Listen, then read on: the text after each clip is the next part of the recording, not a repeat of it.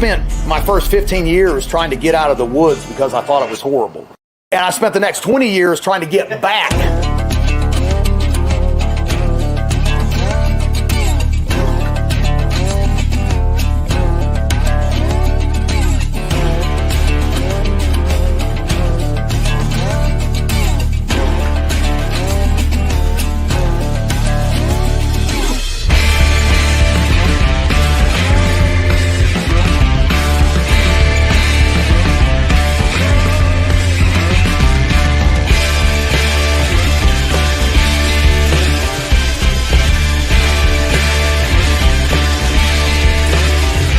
The truth of the matter is we need to be well-rounded individuals like our forefathers were.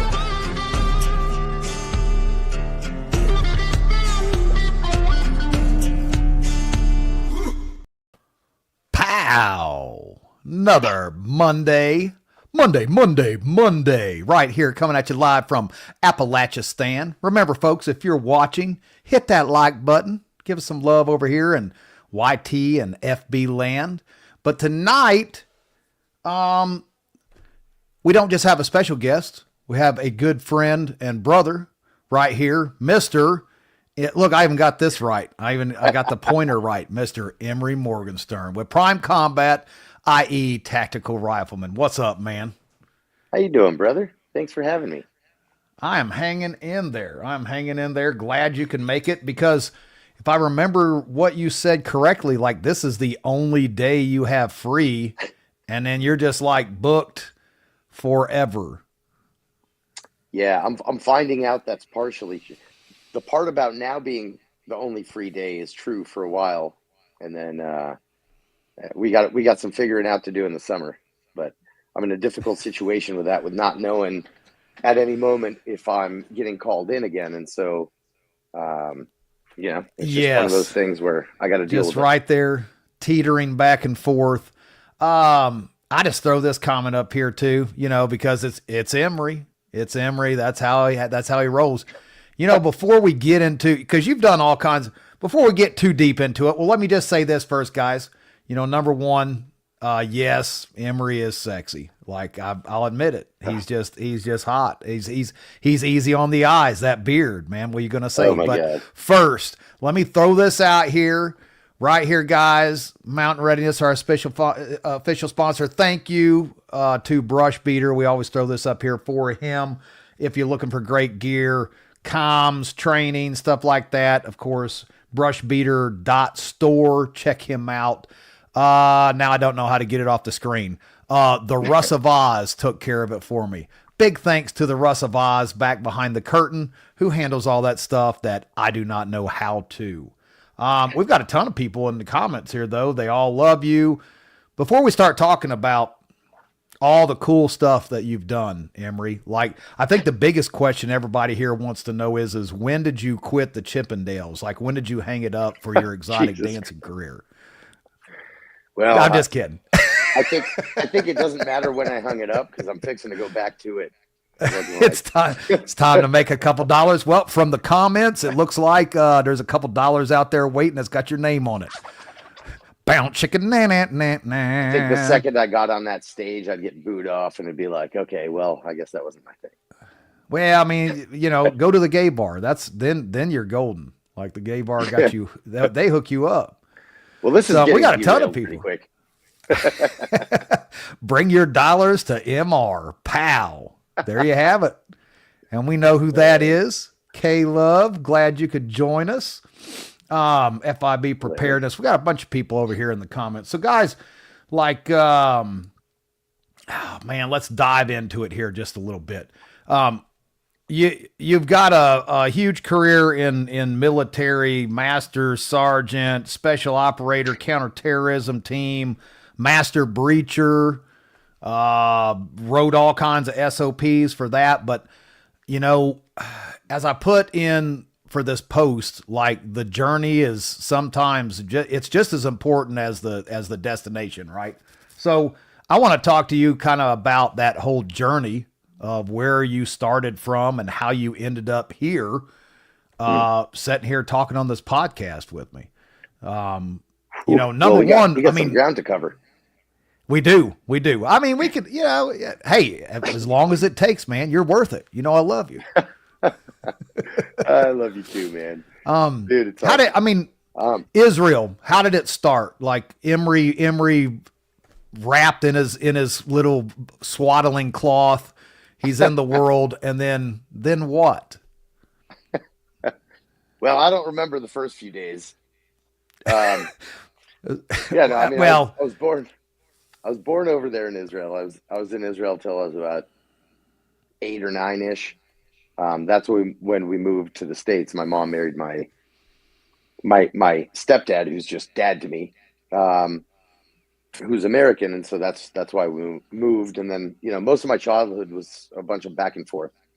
And so after high school, I went to high school here and said thanks, but no thanks to the whole college football thing, which was definitely had become a dream of mine. But I always knew, Army's my thing. Got to go to the Army, do the Army thing.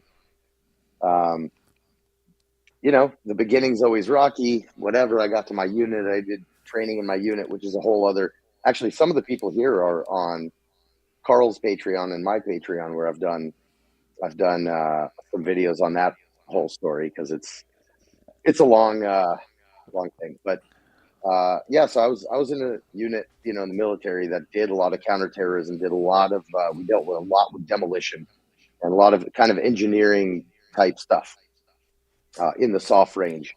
And so that was a background to that. The interesting thing is, you get out of the Army and you think you're really good at shooting and various things, and then you start teaching and learning and blah blah blah and doing all this stuff in the civilian world, and only then do you start understanding how much you don't know, which is the same in every field, right? But absolutely, you get out, you think you're a badass, and then you find out you suck. so that's a whole long road. Went back and forth actually after my initial military stuff. Did a few years in, like 6 years, got out, moved to the States, did some stuff here, ended up going back to Israel a couple of years later. Did more of that and got into afterwards a little bit of contracting, which not something I bring up that much, but it's it's a part of my experience. Oh yeah. So that feeds a whole different kind of type of experience to your life, because going out and doing things, whether it's security jobs or various other and sundry things, without a flag on your shoulder, becomes a very different thing. The planning is different. Your concerns and your mentality and kind of your mental state around that is very, very different. And so that was a whole enlightening thing. And you work with people from all kinds of different countries, and that puts a different spin on things. And then, my last fourth out of all the back and forths between Israel and the States, right, my whole life, I had made the decision that I'm coming back to the States, and I had already lived on a couple of ranches for a couple of periods, once in Montana, and lived on a ranch raising cattle in Israel. And I ended up saying, I want to move back to the States. I want to learn how to be a knife maker. And that's what I'm going to do. My goal is, ranch up in Montana or Montana, Idaho, whatever. And, have some goats, have some sheep, have some chickens, do a little homestead thing. And the business would be knife making. So let's jump on that for a second. So how did you just come up with that? I mean, was there somebody that influenced you for the knife making, or was it like, here I am in Israel, I'm moving to Montana, I'm going to be a knife maker. How did that come about? It's actually an interesting thing, because I decided that I want to be a knife maker long before that last move back to Israel. And that move to Israel was kind of out of desperation. It was like, people have a low point, right? And that was Yes. my low point for sure. A whole long story. I'm not going to bore everybody with it, but we like the boring stuff, Imri. We like it. I don't know if we like that boring of a stuff. but yes, I, for that last stint, I was living in Colorado and then moved up to Montana before I went back to Israel. And all of my living was way up in the mountains, as far away from people as possible, and living in the woods. And that's kind of my thing. People say, hey, down in Appalachia we got white trash. Well, up there in the mountains, up high in the Rockies, it's mountain trash. So I was Mountain very proud trash. mountain trash. High altitude garbage. So I was high altitude garbage for quite a number of years. All right. And well, I mean, so over that time frame, it was. Well, give us a little bit of that. So you got there. So you did. Let me recap here. You did like your first 6 years in Israel for military. Is that correct, or was it here that you did military first? No, in Israel. In Israel, and then you came here. So you bounced back and forth. How many times? A number. So I came. I was here. It was most of that was in Colorado. So I came back. I was in Colorado. I went to college for a year. While I was doing that, I was, had a diet law enforcement job, as I call it, working for the city of Boulder while I went to college. I ended up dropping out of college after a year, but stayed at that job for like 3.5 years. So what were you going to college for? I got to ask. I was learning history. I was majoring in history. Nice. Okay. And I realized, what does this degree matter? Like, I'm studying stuff that interests me. It genuinely interested me. And I had a bunch of really good classes and all that. But, I was like, where's this taking me? Am I going to use a history degree? What do you do? You can maybe go into government or something. Not my, done. Agreed. So I decided, plus they didn't give me in-state tuition. That doesn't help. That doesn't help. But during that period, I started off, I was living in Boulder. And all through the Army, I idealized Boulder. It was before shit really got political and all that crap. And yeah, it's kind of a hippie town, but there's a lot of awesome people. And for me, I'm after the mountains, right? Mountains are my thing. So when I moved back there after the Army, incrementally, I moved further and further into the mountains until finally I completely disengaged from working in Boulder and all that. Like I was even living up there and commuting down to Boulder every day. And then I disengaged and became a welder up there. So I had already decided then I want to make knives. I want to do blacksmithing, blah, blah, blah. How do I get into it? So I was talking to some of my cop buddies that are like my mentors, old guy, Dale Getz. Guy was such a genius, kind of a fatherly figure, if you will. And he was like, hey, you want to get into metal stuff? Go learn how to weld. So I quit that and I walked into a welding shop up in Rollinsville, Colorado, closest town to where I was. Walked into the shop and was like, hey, I don't know shit, but I'd like to learn how to weld. And they're like, all right, come on in. We'll pay you $14 an hour while you're learning. And then you get, whatever it was to work. And I worked there for a couple of years. Really started learning metals and a little bit about metallurgy. And so I was a TIG welder. Oh, and, that's a whole nother world right there. Like MIG and stick, that was mine because of road service.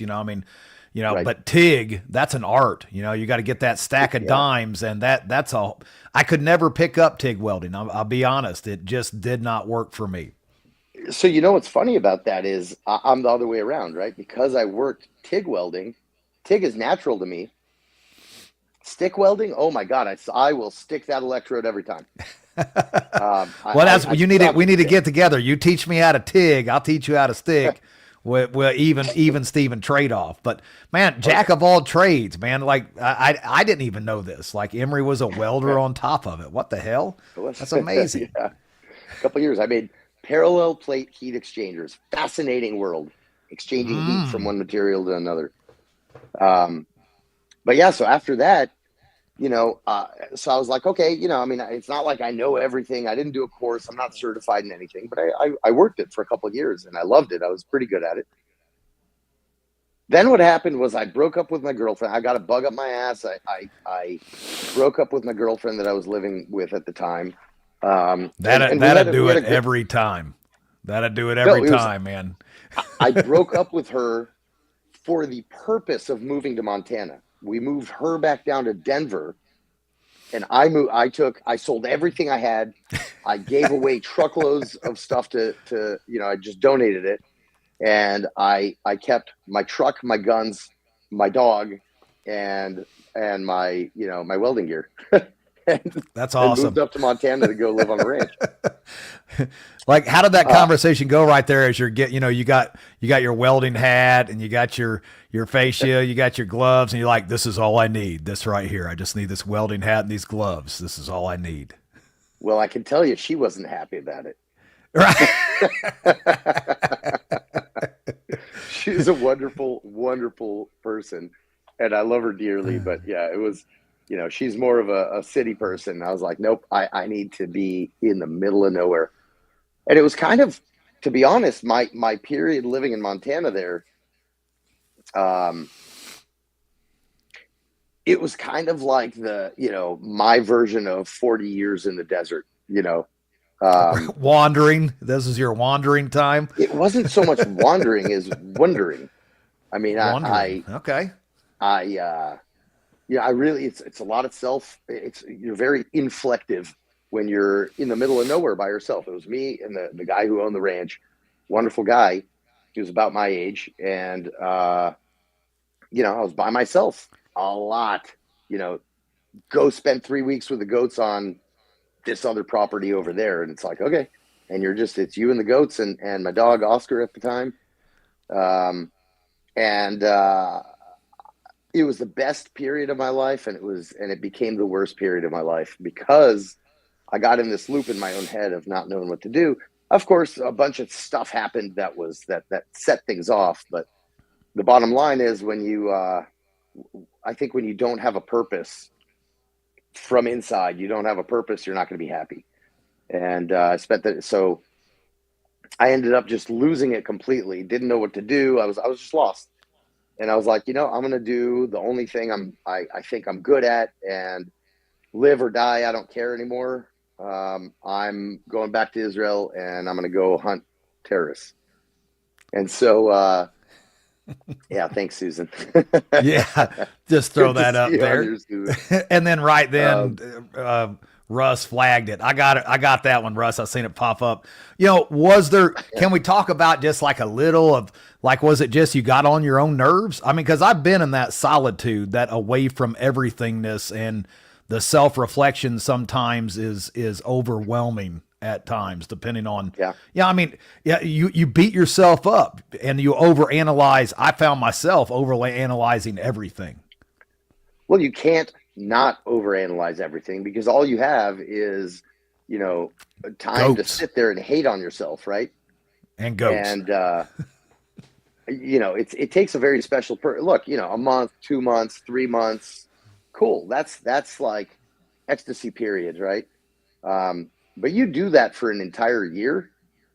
Yeah. You're going to get into some deep shit with yourself. Right.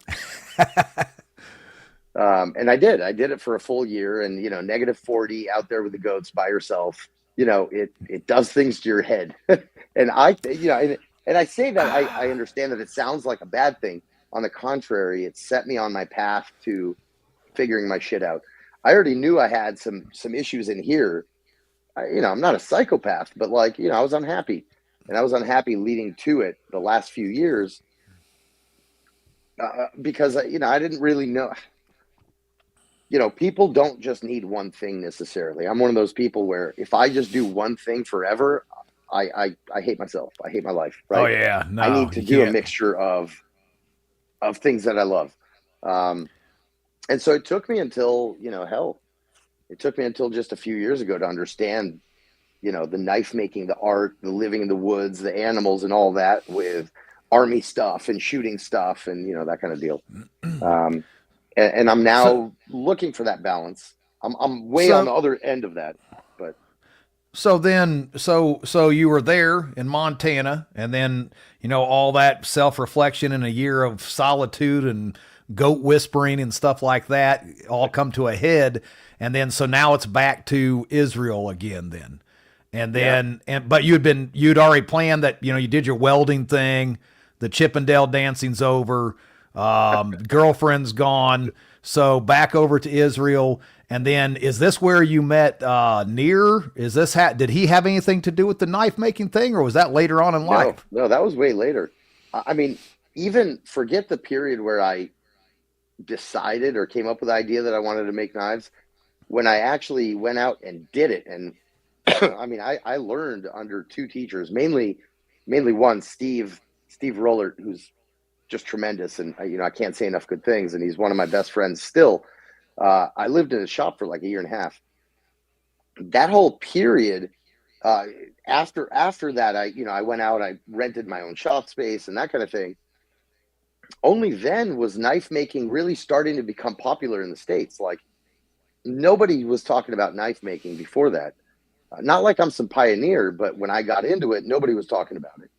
And I had to search. So you had a storefront as well? You'd already got a storefront as well? No. No.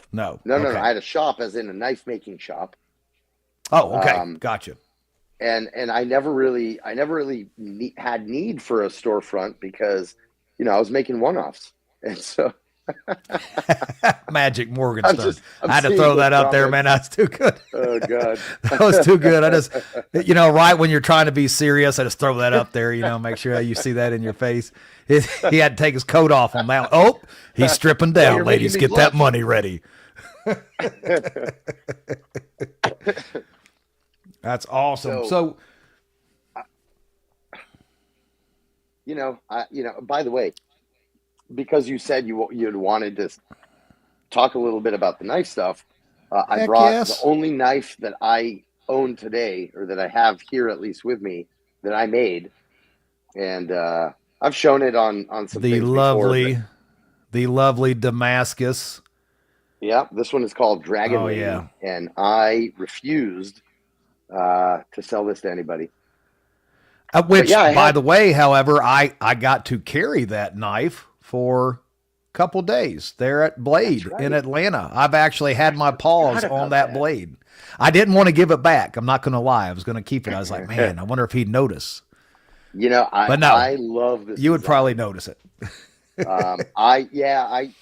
is the only knife that I made that I kept. I never had trouble selling knives, even though my prices were not low, because it's a lot of work. Unlike a lot of people. And this ended up being the end of my knife making, because I work slow. So I think I do pretty good job. I do good stuff, but it really takes me a long time. I see it a lot more as an art than a manufacturing kind of a thing. And so, and getting to play with the different Damascus designs, and, I was making my own Damascus steel. And so, that's really the where I got to be autistic, and just sit there by myself in the shop, me and my dog, Biscuit. In the zone. And, and I would just literally, I would spend 20 hours a day in the shop. Dang. Now that's hardcore right there.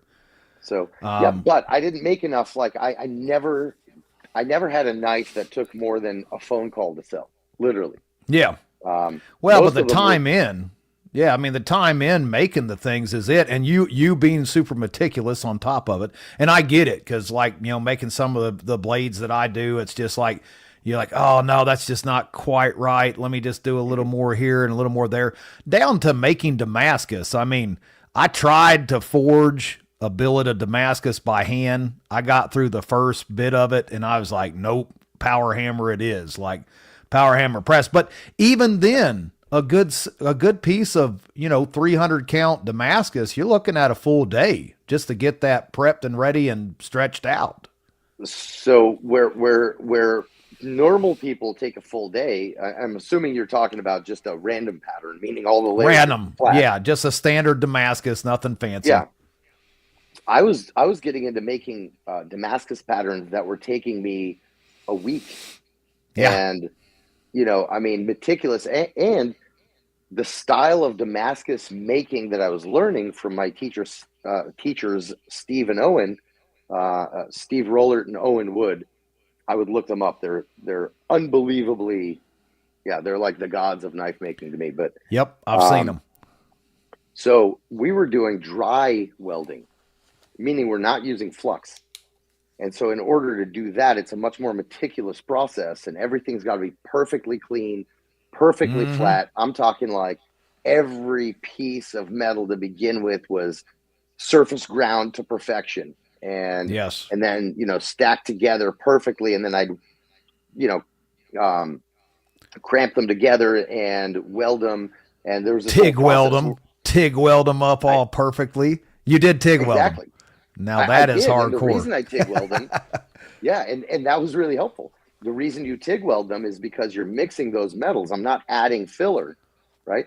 I'm just running a bead down all those layers. And so what happens is I'm not adding any shit steel that would be an inclusion into my knife. It would be like dirt in that metal, right? Right. Awesome. So no, that's my problem was I wasn't making enough money because I couldn't make knives fast enough, right? Even though I was selling knives for a lot of money, it wasn't, if you compare that to the hours it took, the man hours put into that knife. You was making $12.95 an hour. No, not even. Literally, not even that. Nope. So, no, that I understand. That's kind of where I've been with, making like those Warhammers and Warhawks and stuff is by the time I get everything cut and stacked and forge welded and ground and hammered out, like I'm only making like $10-12 an hour. I'm like, man, I could do better than that at Burger King. Yep. Yeah. So, custom knife making, that's a passion. You don't do that for money. Just like teaching shooting. Yeah. Oh, that's one and the same. Just like running preparedness events.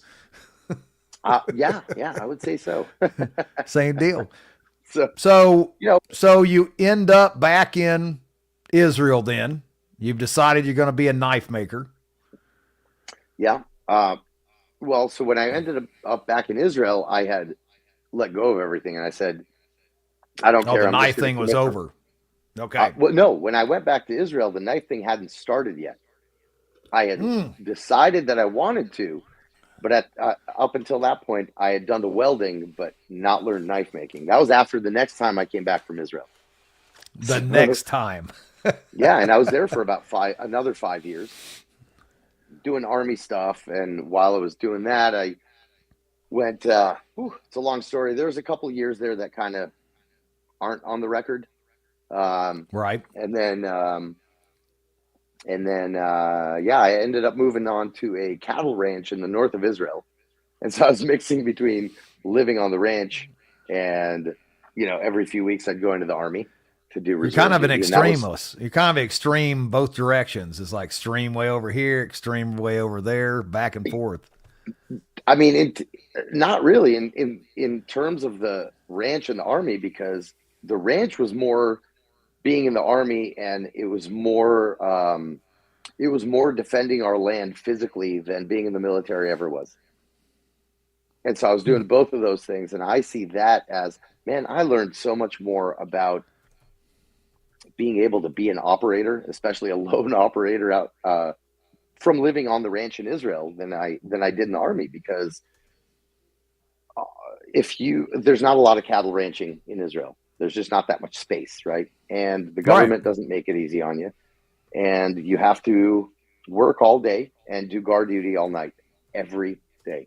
There's 3 of us on 2,500 acres and, a few hundred head of cattle. And if you don't do guard duty every night, literally, this sounds politically incorrect, but it's not politically incorrect. It is called fact. If you don't guard your cattle every day and every night, the local Arabs there will come in. They will poison your cattle, which we've had done. They will burn your land, which we've had done. And they will come and do horrible things to your home and family, which they have not done because we were enough on it. So being a shepherd, you're a tactical shepherd in those areas then. It was cattle, so it's cowboy, not shepherd. Oh, yeah. Well, no, you had the goats, too. Was there goats over there, or was that only here? No goats there. We ended up getting all right, tactical cowboy then. Cattle. All right. The business was cattle, yeah. All right. Yeah, my bad. Cattle, horses. Tactical shepherd sounded better. Man, Susan, she's giving you a rough time tonight now. I mean, Sensing a theme of the farm animals. That's cute. Yeah, no, I'm very cute. connected. I'm much more connected to. I get along with animals better than people. That's all I Oh can say. no, that is correct. I agree with that 100%.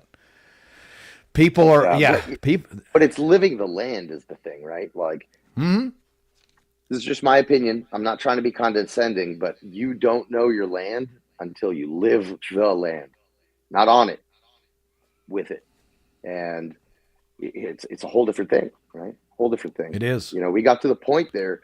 Now let's bring that forward to this year, right? So going back to Gaza this year, I go in there and the eyes are the important thing. I may be getting older and my left eye might be shitting the bed on me to a degree, but I see the battlefield differently today, right? Like I look at things differently visually. And I think that has to do with, learning how to, search for cattle. You got that missing cow and all this land. And your eyes, all of us, our eyes are drawn to the easy places for the eyes to see. So next time you guys are out, I don't know, driving around in the woods or walking around in the woods or driving on a highway, whatever, look off to the sides and notice that your eyes go to stuff that's got light on it. Your eyes go to things that stick out.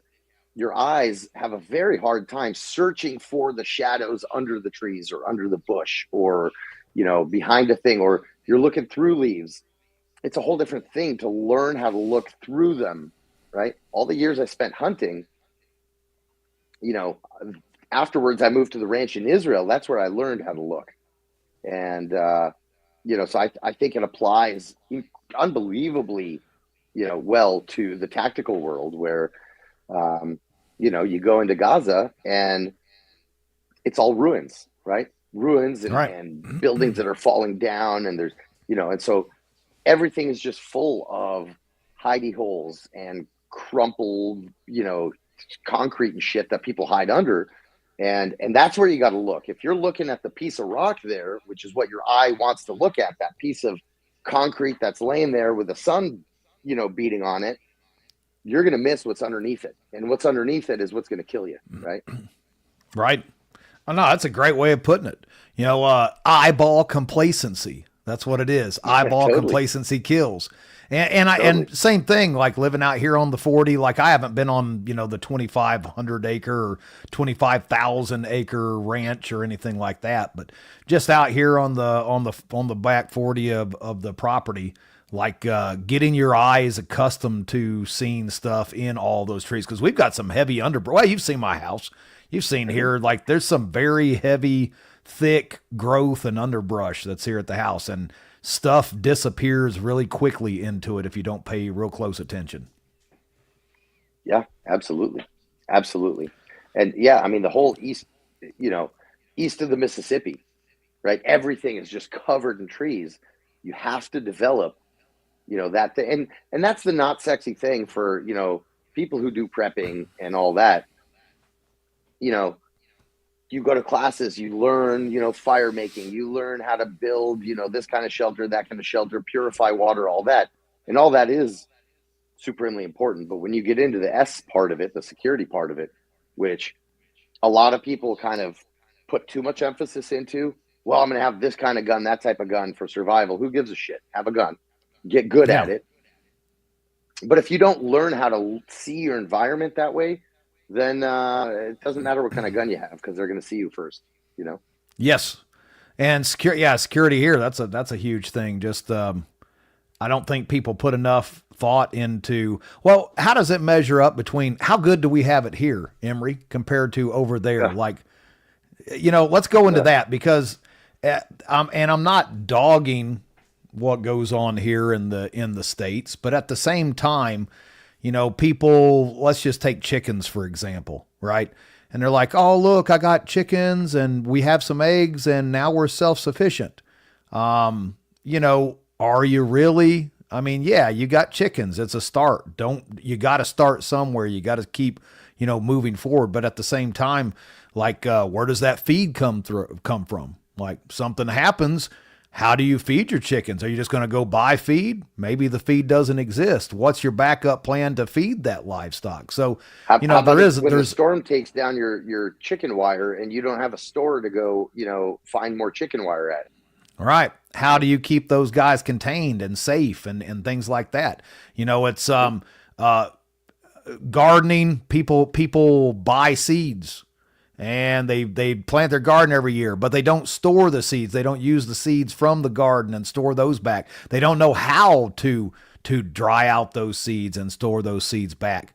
So how does it look in, for instance, Israel?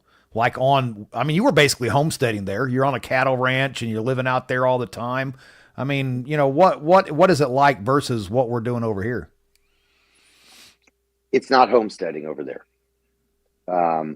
We were as self-sufficient as we could, but in no way were we homesteading in the American sense, right?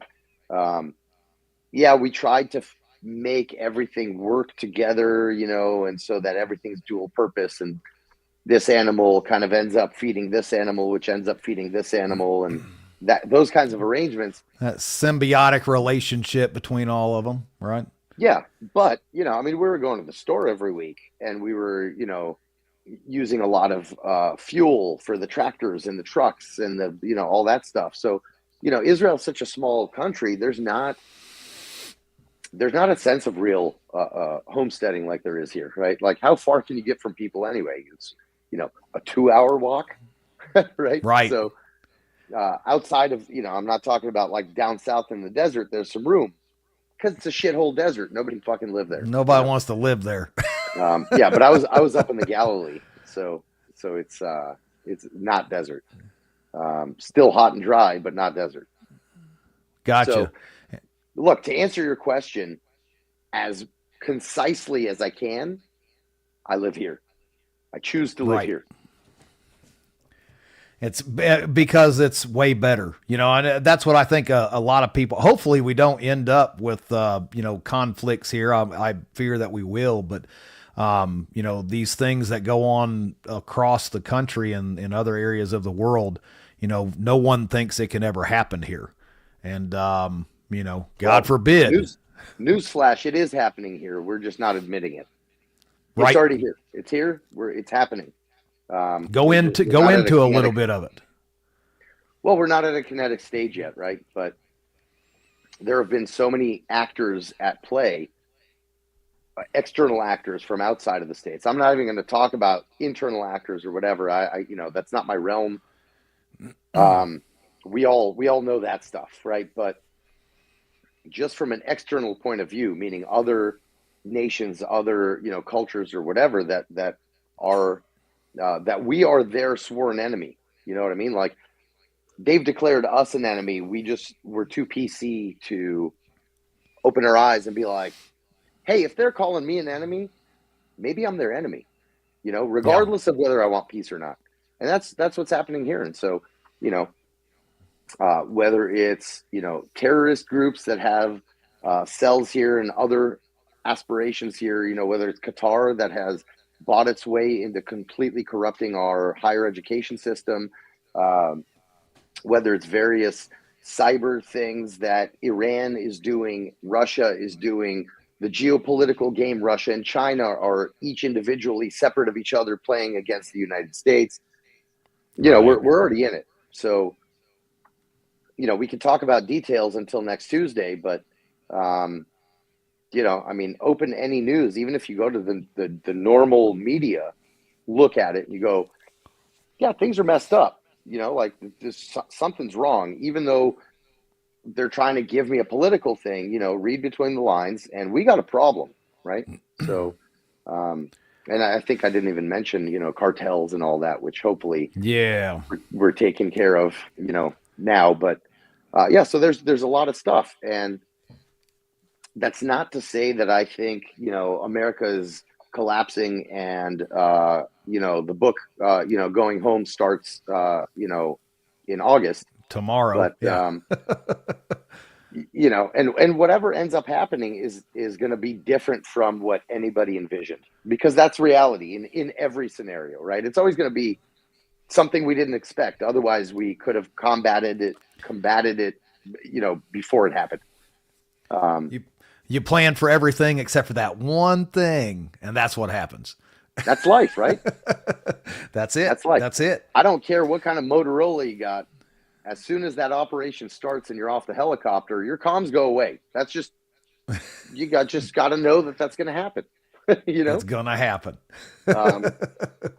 And so that's, in that respect, I have been very concerned about exactly this happening.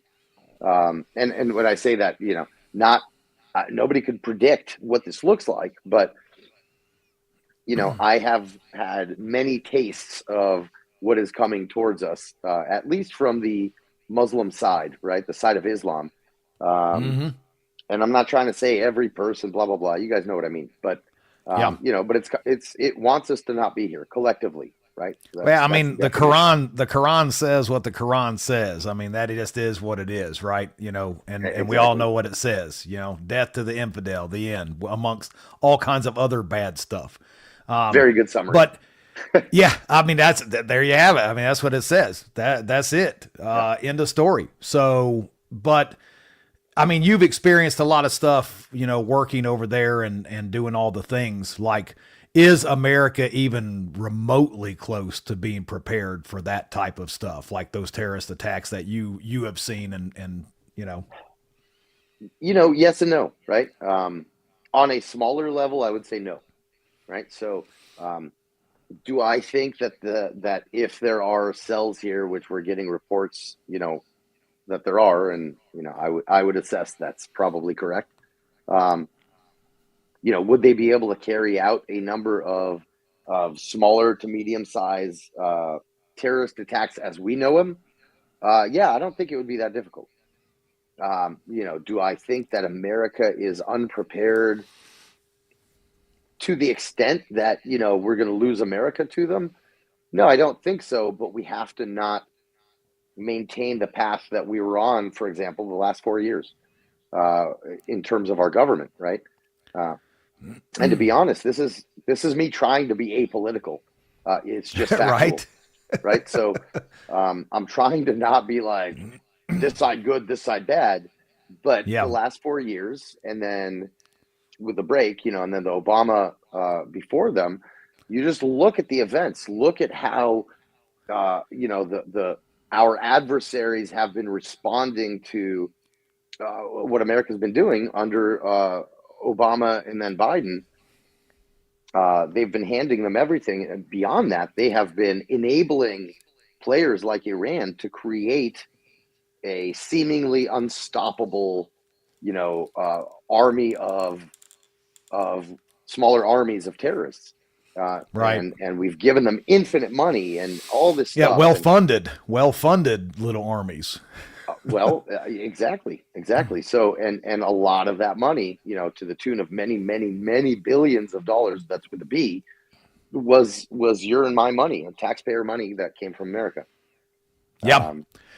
That's, man, that just, it pisses me off. No, I didn't serve, Amber did, and a lot of people I know did, but, at the same time, it's like, we've got all the veterans here.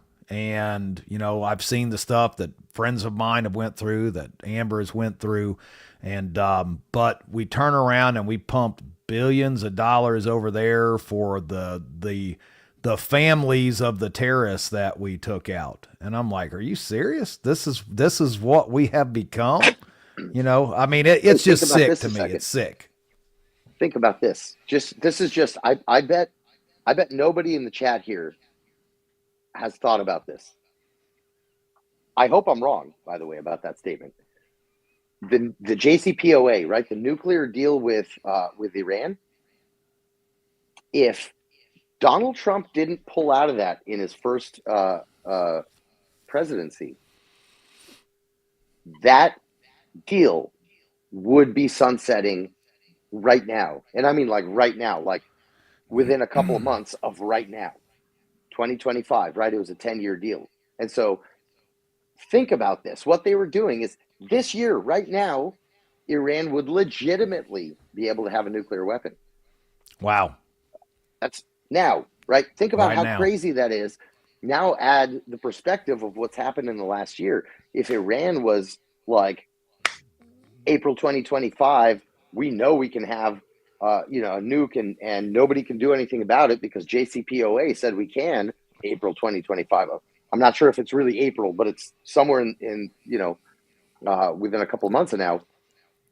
This would be a much, much, much worse situation. Oh, yeah. So that essentially the whole world has, the whole world, really, the whole Western world has gone crazy with this, whatever type of personality the West has had for the last couple of decades. Yeah. I feel like though, like, I voted for Trump, all that kind of stuff. But at the same time, I mean, I feel like everybody has slacked way off since he won the election. I mean, what's your opinion? That's what I'm seeing. It's like people are like, oh, we're saved now. Trump's going to fix everything. And, I voted for him, guys, but like, I just feel like everybody just chilled out way too quick. So, yeah. And that's I would say that really characterizes modern Western culture. I mean, it's like something's in the news and it's in the news for more than 2-3 days. And then we get sick of it. And so they stop saying it on the news, even though it's still a big deal. From the second he was elected, my concern was exactly what you're saying, that like, holy shit. Okay, great. Super. Now we got to worry about 4 years from now. Like now, not in 2 years. Now. Like, let's get busy and double up on all those preps. I mean, that's where my head was at with it. Like more training, more preparedness, more, definitely not a break. Look, whoever's in government shouldn't have any sort of shouldn't make a difference on how we view our lives in terms of preparation. And for the record, by the way, I'm not a prepper, right? Like I don't have a house. I don't have a plan. You know what I mean? I don't even have a get home bag right now. I mean, pretty much so we've established that. Like you just kind of float with the wind, go around, move everywhere. Like kind of, yeah. Yeah,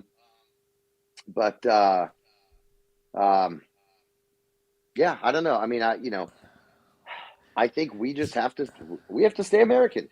That's as simply as I can put it, right? I don't think we have to be crazy nervous about, DHS coming to, take your land and blah, blah, blah.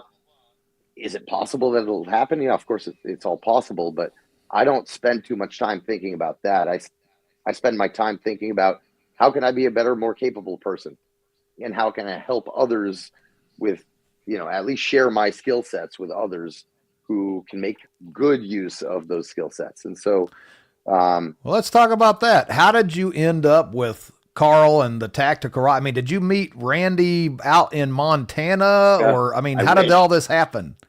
I wish I met Randy in Montana. No, Carl was the first one that I met out of the whole group. So if we go back to the knife making phase, I was living in Colorado. I had realized that I need to make more money. By the way, horrible Jew right here. Terrible with making money. Terrible. The brokest Jew ever right here. I'm sure there's been more broke Jews, but I'm not very good. No, there's, so, yeah, I'm not doing so well myself anymore. Well, in that case, you're an honorary Jew then. Thank you. But yeah, so I was like, hey, I don't want to go make, I don't want to go flip burgers or work at Cabela's. What can I go do with skill sets that I already have to just kind of supplement my knife making until I can get it to the point where it's really making more money? And so I was like, man, I'll go teach people how to kill people on weekends. Why not? Bam. And so that's what it's about. I started, teaching people shooting on weekends and stuff, and it grew. And I took on a partner who's a wonderful guy.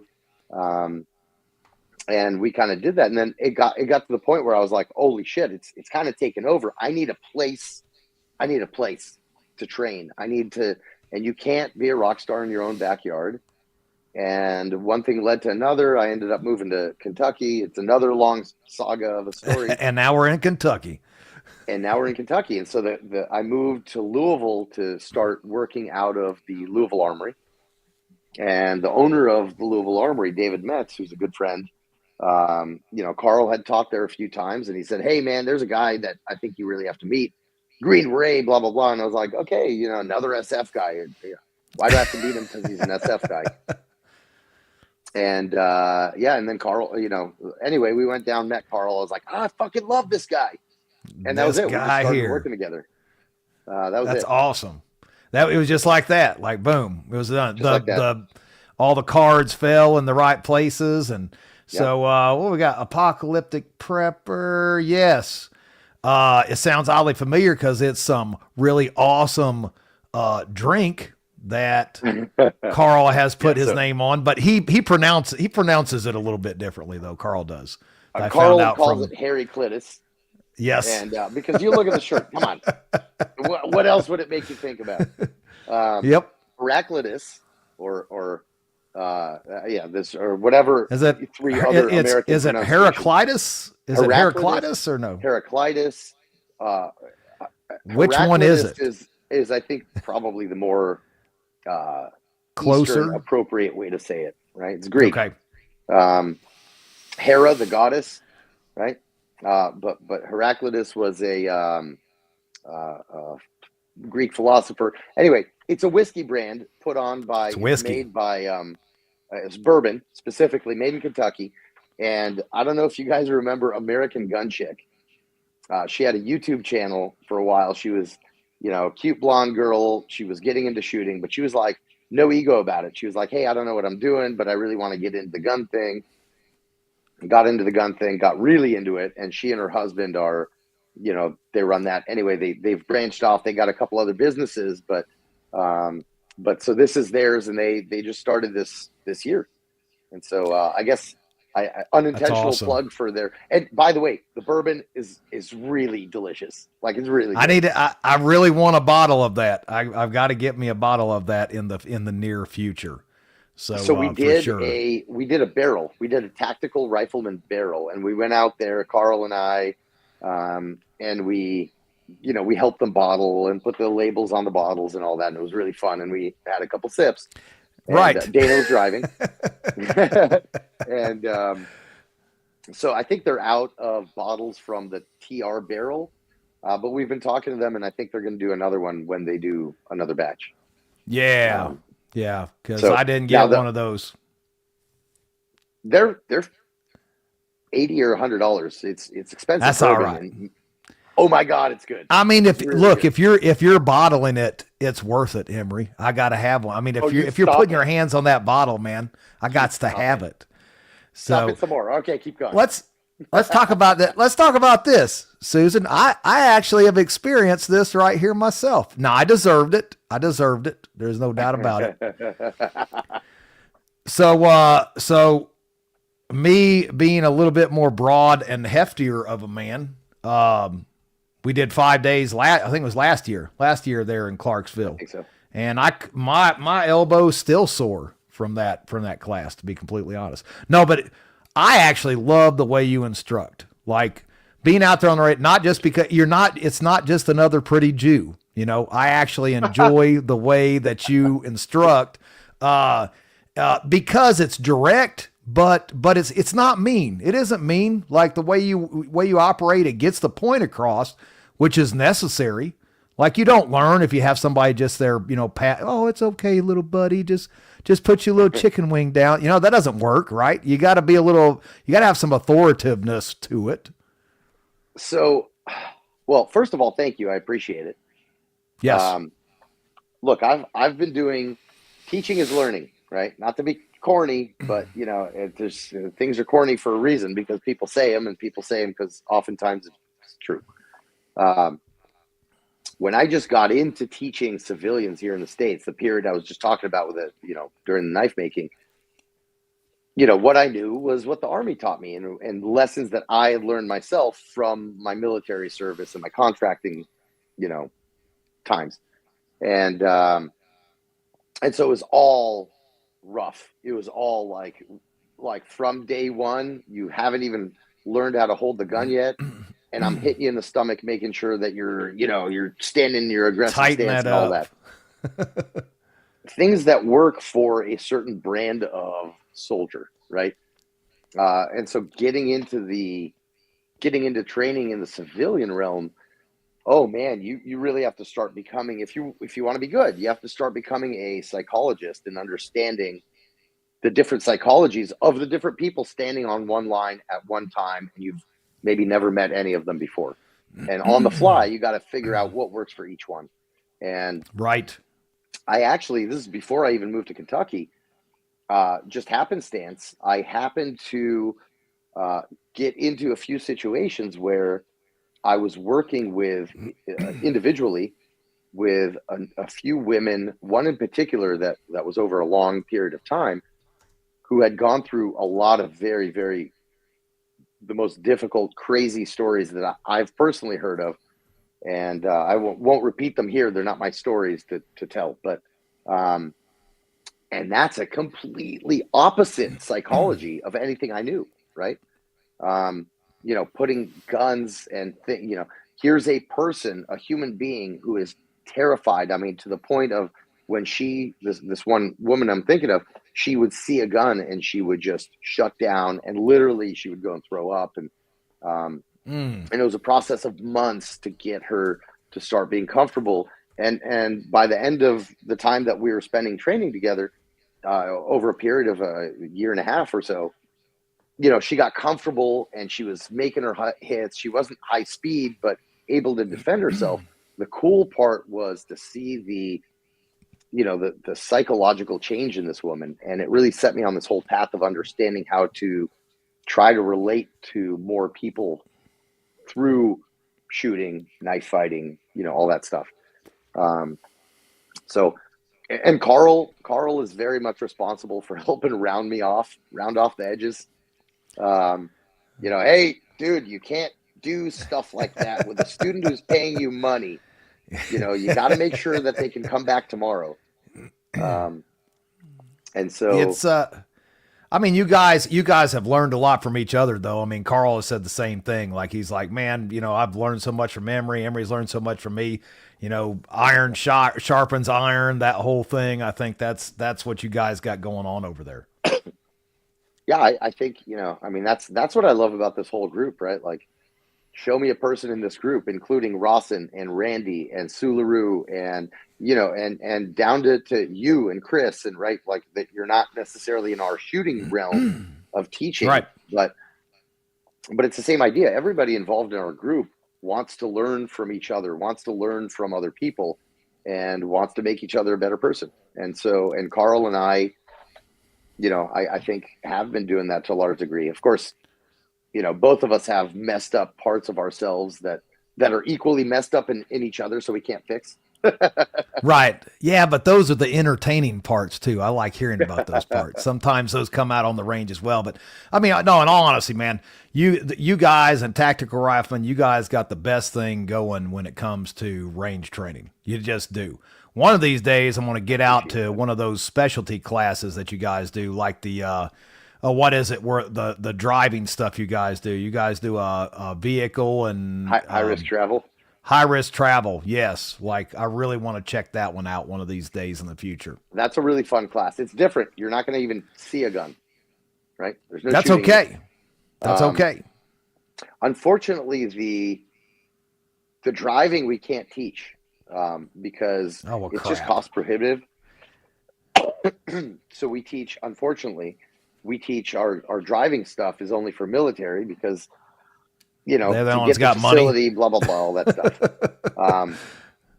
But I see. Well, now, sorry, I'm trying to swing over to the keep chat up. Every Yeah, back and forth. So, I see do I use Krav Maga? I actually really like that topic. Yes and no.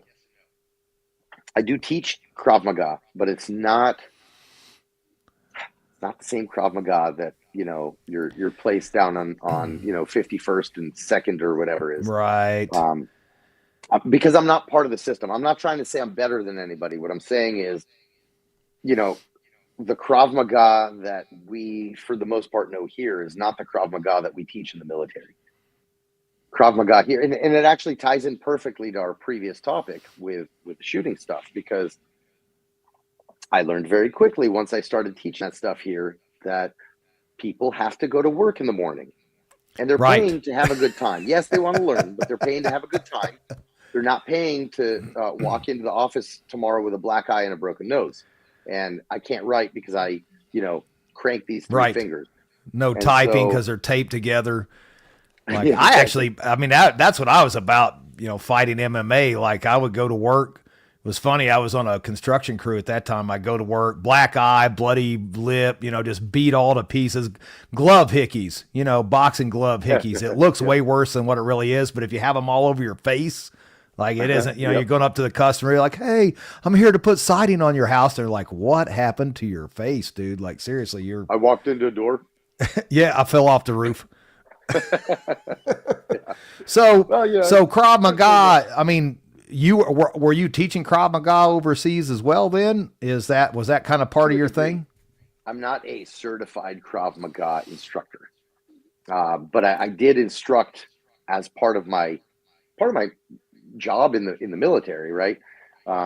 What master breacher means is you're passing on that information to other people, right? Essentially, like and what it means here and in the States, in Israel, is a little bit different. Whatever, that's on paper, but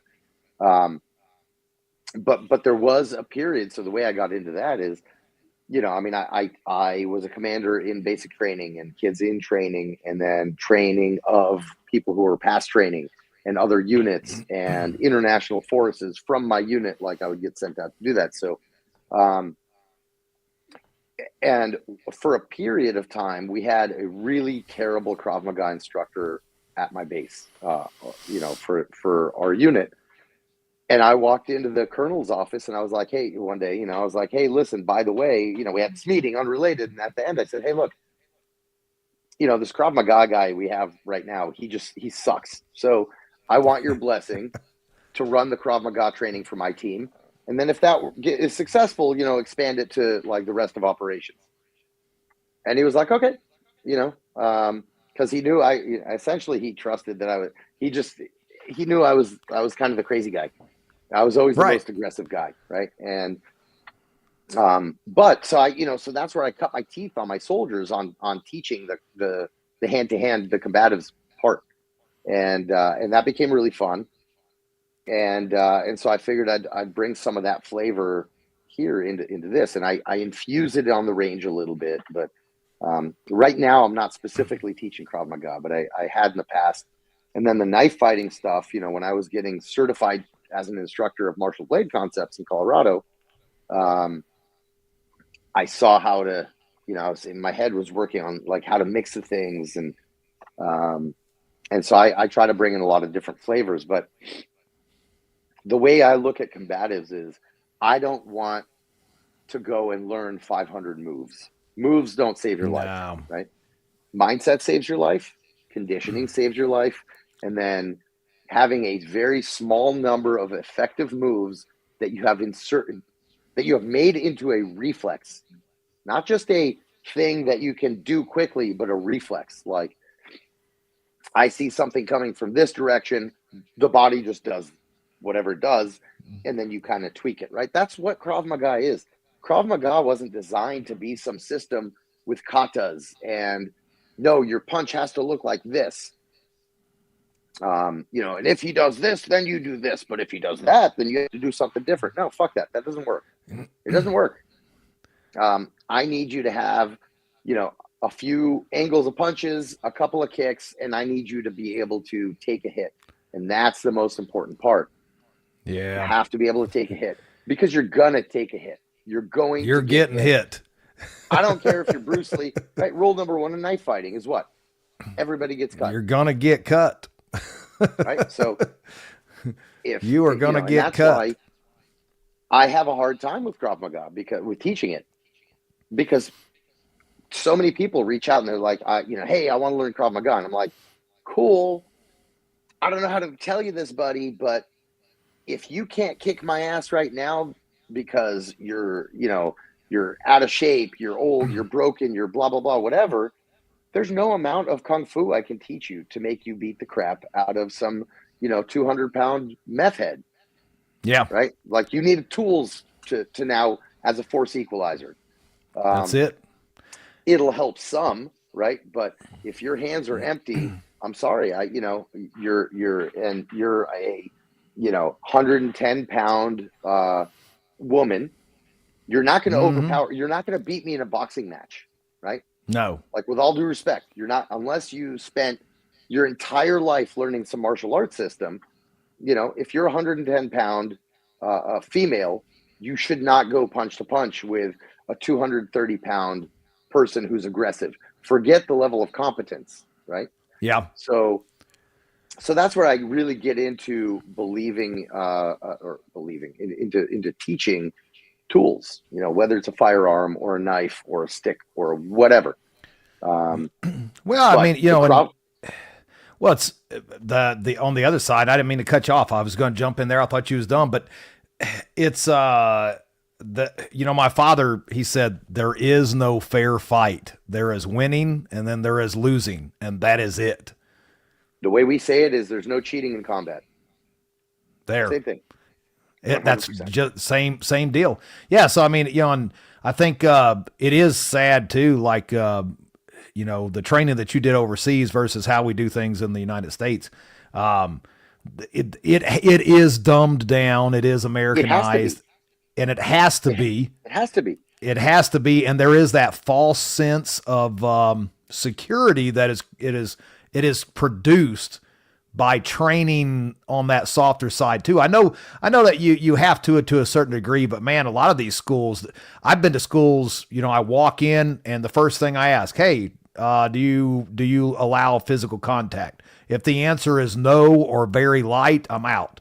I don't want anything to do with that school, because there's a ton of them that's like that. And you cannot learn like that, because until you get your bell rung, you don't know what's up. That there is a huge part of a fight. I didn't study a certain discipline. I was kickboxer, which is, it's boxing and kicking and the whole thing, and then which led into jujitsu and MMA stuff for 7 years doing that. By the way, kickboxing is one of the three main aspects of Krav Maga that Krav Maga drew from in its inception. There you have it.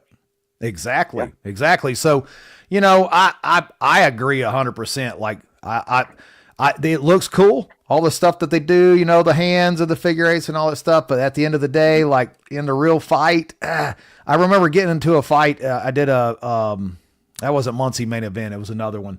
I fought a dude who was a Kung Fu guy. Nothing against Kung Fu. Like there's some awesome Kung Fu guys that I know, but like the Kung Fu guy gets into the ring and he's doing all the little things. He's got his sash, and it's flipping around, and he does like a jumping, spinning, flippy flop thing. And then he comes up to me and I knock his block off. I just lay him out cold, and that was the end of the fight. And that's the stuff that gets you killed. By the way, but hold on, but let me interject kind of the opposite side of the coin a little bit, because just because everything we just said may be true doesn't mean you shouldn't go train it, right? Mm-hmm. Because if you think about it, right, just going through those motions, even if you're not doing full contact anything, right, going through the motions of punching and kicking, breaking that skin on your knuckles a little bit, making your knuckles a little tougher, bringing those motions into your subconscious, is important. So let's not discount it just because it doesn't get you all the way there, right? Oh, no. And I'm saying this for the benefit of anybody who might be watching, who's thinking, well, Imri said, don't bother with Krav Maga because, I may as well have a knife. Bother with it, or jujitsu, right? Because jujitsu is incredible as long as you put it in context. You're not going to be going from one lock to the next on the street, but and hopefully, you're aspiring to never go to the floor. Never No. go to the ground. That's But which unfortunately 90% yeah, you're of on the all street ground. fights end up on the ground, right? So whether people poo-poo jujitsu all the time. Well, it's going to be all about punching, blah, blah, blah. Yeah, until it's not. Until you go to the ground, like 90% of street fights end up. And then your jujitsu is going to be incredibly important, right? Yes. Like I come from a wrestling especially if he's background. got friends. Then it's 100%. really important. Yeah. And that stuff. So I actually, when I was teaching in my unit, I brought in a lot of the wrestling that I did in high school. Why? You definitely don't want to be tussling on the ground with a terrorist, right? They smell bad. No. So, but I personally, this is so embarrassing. It's really embarrassing about my country, not even personally. I personally received a insane number of complaints about me from people we arrested. We're military. We're not cops, right? From people we arrested about rough handling. And I don't believe I ever used, unreasonable force. I'm convinced, and I sleep well at night. But those things came back to me. I got a slap on the wrist. I never, Yeah. Nothing ever was made of it. But it made me aware of like, hey, maybe I need to develop some more tactics, some more hand-to-hand tactics to where, if I'm trying to flex cuff somebody and he's starting to be a shithead because he's a terrorist, he's not just a drunk guy. Right. instead of just punching him, pounding him in the back of the head until he stops moving, or slamming his head into the wall, 5 times until he stops fighting. I need some skills to overcome that without leaving a mark. And so what I did was I started doing just straight up wrestling matches with my guys.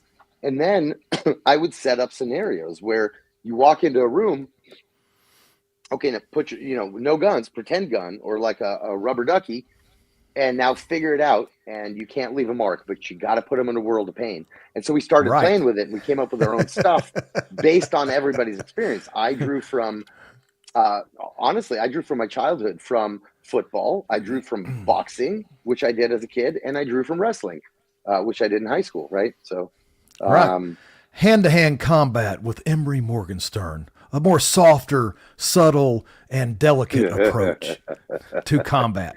Right. I mean, that's awesome, man. That's awesome. Not softer. So, I just don't want to leave a mark. Yeah. Hey, man, we removed his boots and beat the bottom of his feet with a rubber hose. I mean, that's how it works. Here we go. Will, are you giving any classes at MR, Imri? And just for the record, guys, Mountain Readiness. Oh, I'm sorry. Yeah. So, Yep. If I am here in the country, and this is why you'll see, if you look at like our Tactical Rifleman calendar, for example, you'll see, excuse me, that we don't have scheduled right now any of my, our new classes that Carl and I put together, the gun runner, pistol or carbine, and the high risk EDC and all that stuff, because I don't know if I right now politically back home, things are so weird and they're on edge. And so I don't know if I might be getting called up next week, and I don't want to make you guys a promise and then have to cancel a class. And so that's it. But yep. But you will be there if right now I am assessing that I will be at Mountain Readiness, and I'll be teaching everything with Carl. So that's it. And we have the few days of classes right after, which are going to be awesome. Yes, they're going to be killer awesome, and that range is gorgeous on top of it. Like, it's some friends of mine's range. It's like 250 acres. You go up the mountain, and we actually passed it when you were coming to my house. Is this the same place as last year? Oh, no. Oh, really? Okay. No, you guys are going to be Carl's pulling his rig over to the house here at our house because we're only 10 minutes from the range.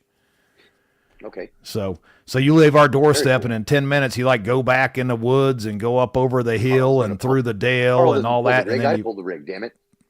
Oh yeah, your rig. That's why I got you're pulling that rig. Yeah, you'll be pulling that rig. No, I was talking about his camper, his all his yeah. No, you're still pulling the trailer if if you're actually there. So I do intend to be there, and assuming I'm not overseas, yes, I'll be involved in all those classes, which would be awesome. And then here's where you can find Mr. Morgenstern. Which that goes Tactical Rifleman, but Prime Combat Training, like it's still a thing. We need to give that some love as well. Well, I appreciate. Yeah, so Prime Combat Training is just my own business, right? So any prime training or whatever, and sometimes I will do kind of group classes I put out through there. But right now, if you go to, there it is. If you go to that and scan that with your phone, it'll take you to the classes on Tactical Rifleman's website. Other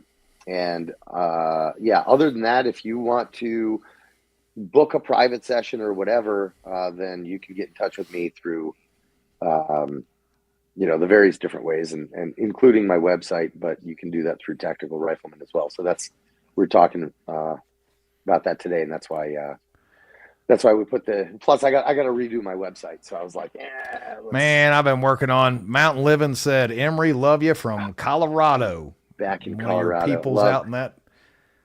I love Colorado. I was going to say everybody in Colorado, but I think that may have changed a little bit. Maybe, at least in the Denver Colorado's area. Really where I call home in the States, even though I haven't even been there in a few years.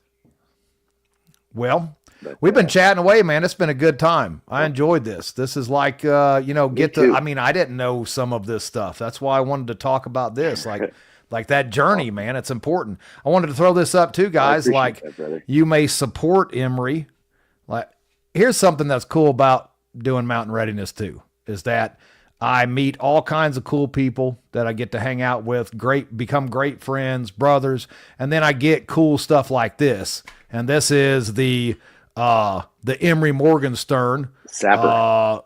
The Sapper, which I still haven't figured out exactly how that straight line works. You're going to have to show that to me, as a hands-on demo.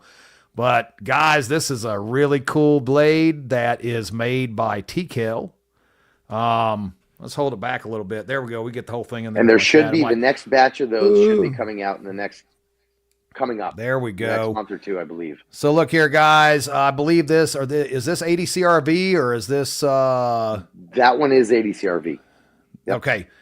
So 80 CRV tumbled. Shit. AEBL, the stainless AEBL.